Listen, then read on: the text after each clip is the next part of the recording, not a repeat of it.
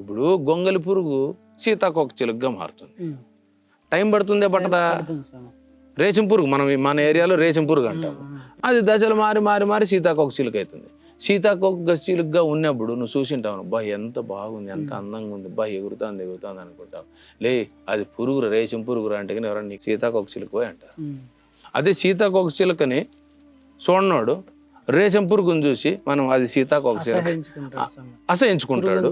కానీ ఆ ప్రకృతి ధర్మం ఏదైతే పాటించి రేషం పురుగు సీతాకోక చిలుకగా మారే ప్రక్రియ ఒకటి ఏదైతే ఉందో చూసినావో, ఆ క్రియ మొత్తం అంతా అది ఆ జీవన క్రియ ఏదైతే ఉందో దాన్ని అర్థం చేసుకున్నప్పుడు మనకు కూడా అది అన్వయిస్తుంది. అది మనకు వర్తిస్తుంది. దాన్ని మనం పట్టుకోవాలా, అర్థం చేసుకోవాలా, దాంట్లో ఏముంది, ఇది కదా ప్రకృతి ధర్మం. మనం కూడా అంతే కదా, మనం కూడా మారాల కదా. ఒకటే రోజులో మార్పు రాదు కదా.